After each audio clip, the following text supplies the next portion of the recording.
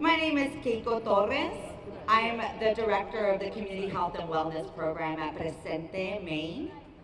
I'm honored to welcome you all on behalf of the Maine Immigrants' Right Coalition and the People's Coalition for Safety and Justice. We're here today to announce the official launch of the Maine ICE Watch Hotline, a community-led project built out of love, solidarity, and the urgent need to protect our immigrant and refugee neighbors. Over the past months, more than 100 volunteers have come together, training as hotline operators and verifiers to make sure that when immigration enforcement activity happens in our state, our communities are informed, connected, and supported. Today's press conference will highlight why this hotline matters, how it works, and the power of collective action when we come together to keep our community safe. Before we begin, I want to acknowledge the community leaders, many of them standing behind me, elected officials, advocates, and media representatives who have joined us today. Thank you for standing with us. Here's our agenda for this afternoon. We'll begin with remarks from Councillor Pius Ali, followed by Councillor Wes Pelletier. Then we'll hear a testimonial from Presente Maine's Executive Director, Crystal Cron. And finally, we'll close with a brief Q&A and thank you. With that, I'd like to welcome our first speaker, Portland City Councilor at Large, Pius Ali, to share remarks on the harm caused by criminalizing immigrants and the need for increased oversight of federal agencies. Please welcome him. Thank you very much. Thank you for joining us. Good afternoon, everyone. Thank you for being here and for standing on the side of community, compassion, and courage. Today, we are not just launching a hotline, we are building a human shield made of love, truth, and solidarity. The Maine ICE Watch Hotline is a lifeline for families, a bridge for neighbors, and a promise that no one in our community will face fear alone. A lot of people in our community have stepped forward to be trained, not because it is easy, but because it is right. They answer the phone when others are afraid to pick it up. They verify truth when rumors spread like fire. They protect through care, connection, and facts. We are seeing here in Maine and across the country tactics that feel designed to terrify communities, masked men unleashed on our streets to seize our neighbors, raise that threatened trust between residents and local law enforcement, and actions that jeopardize the safety of everyone in our community. This is not abstract. It affects real families and real lives. When our governor refuses to sign a bill that will prevent local and state law enforcement from being used to enforce harsh federal immigration laws, it sends the wrong message. It tells the federal agencies that they can come into our neighborhoods and act without restraint.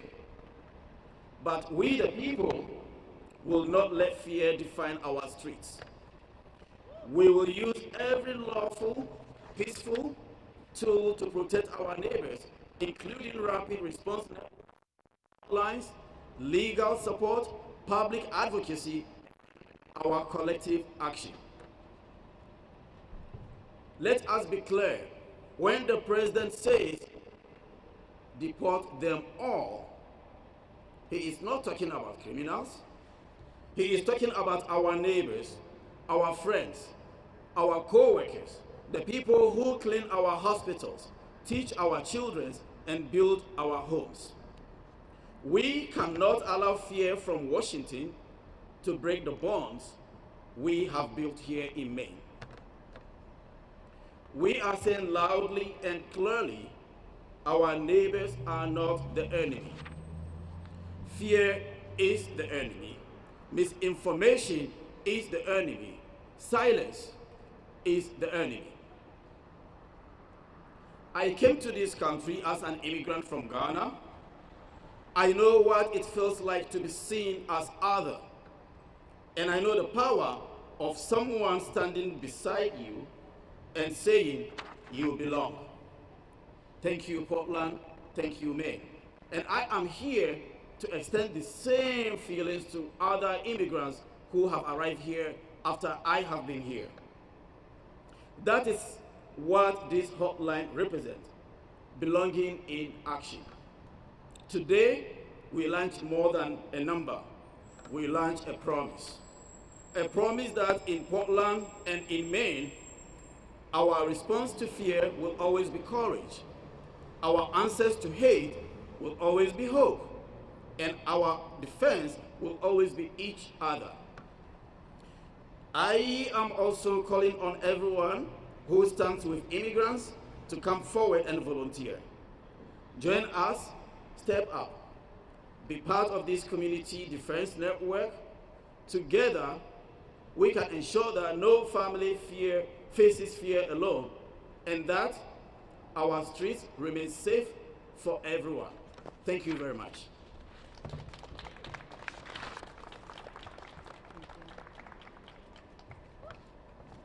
Thank you so much, Counselor, for your powerful words and your ongoing leadership in defending human rights. Next, I'm honored to introduce Counselor Wes Pelletier, who not only serves on the Portland City Council for District 2, but also volunteers directly with the Maine Ice Watch Hotline. Wes will share why he chose to get involved and how volunteers across Maine are stepping up to increase safety for our families and workers.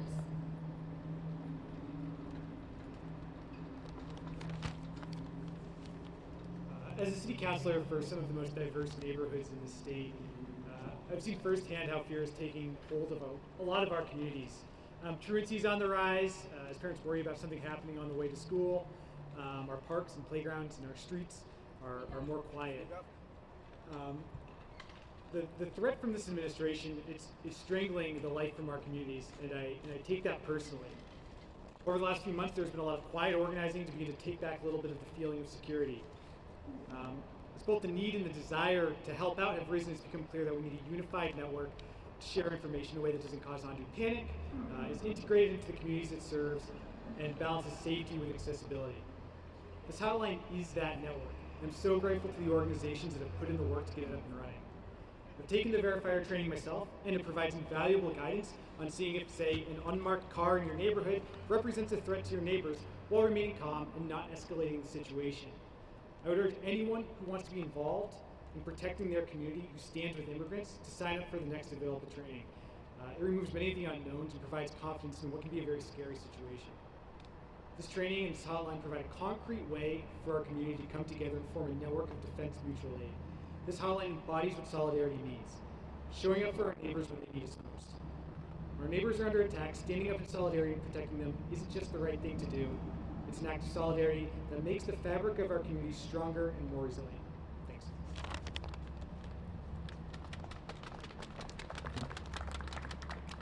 Thank you, Counselor Pelletier, for sharing your experience and for standing shoulder to shoulder with our immigrant communities.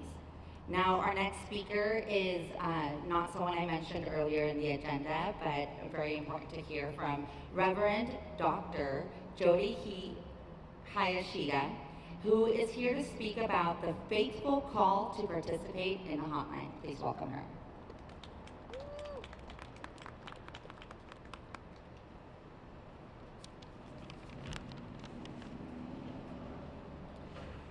Every faith tradition explicitly teaches either care for the stranger and the foreigner or compassionate care for all life.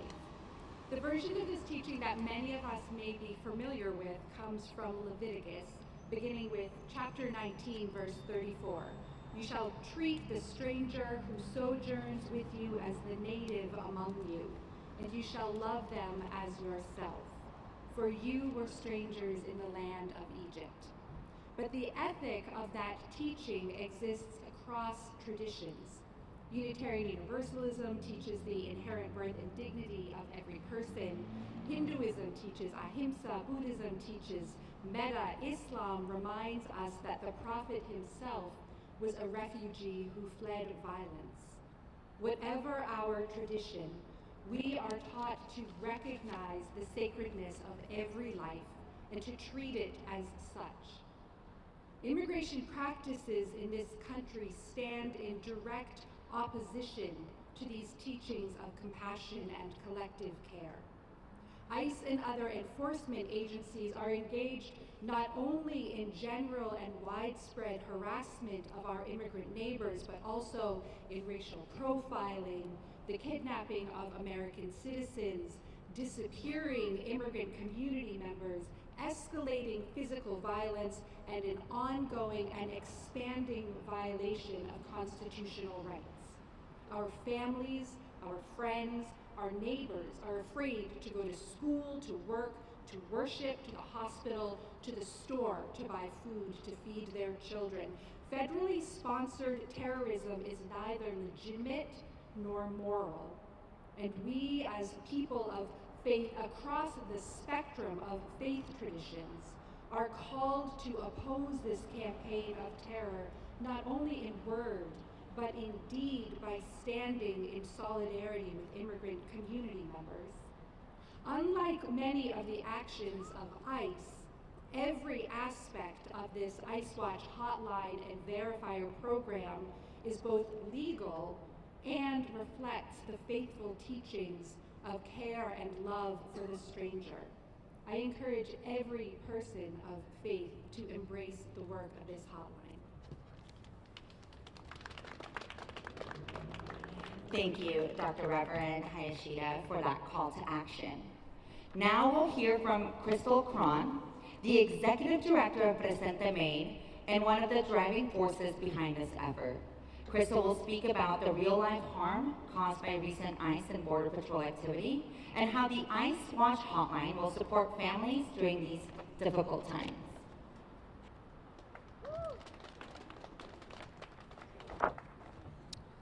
Good afternoon, everyone.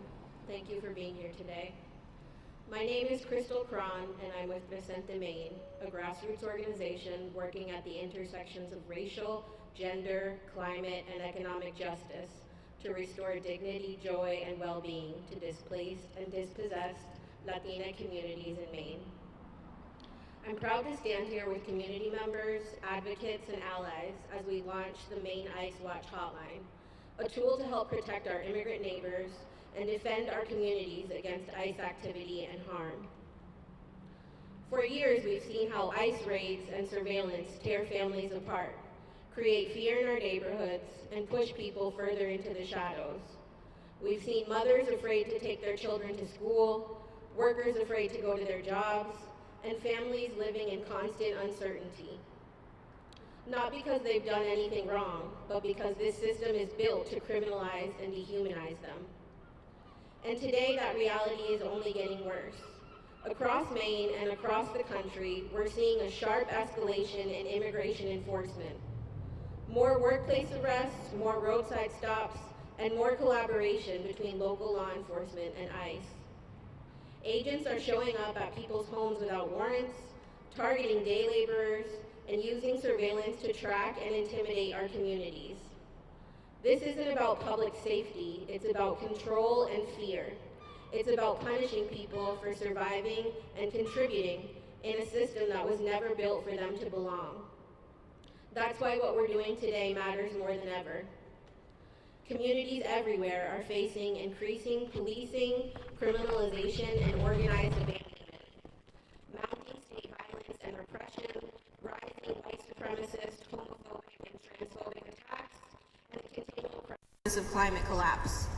In this reality, building skilled, coordinated, and resilient networks of collective care isn't optional. It's essential to our survival. The Maine ICE Watch Hotline is one piece of that larger ecosystem, a community-led alert and support system where anyone can call to report suspected ICE activity. Our trained volunteers will verify, document, and respond. This isn't about panic, it's about protection. It's about staying informed, connected, and ready to act together.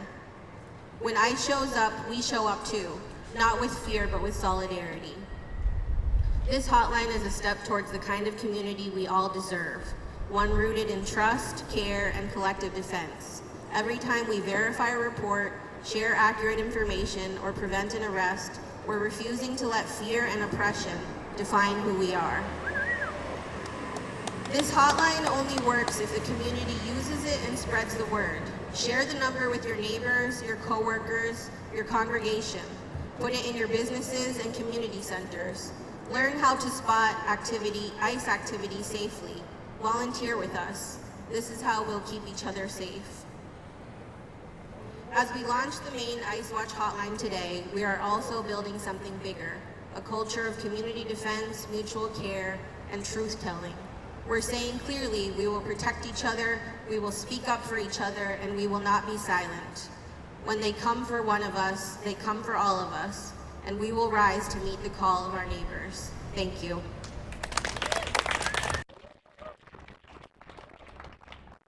Thank you, Crystal, and thank you to all our speakers for your courage, leadership, and vision. Today we've heard stories and data that make one thing clear. Our immigrant neighbors deserve to live without fear. The Maine ICE Watch Hotline is not just a phone number. It's a lifeline, a bridge, and a symbol of what true community defense looks like.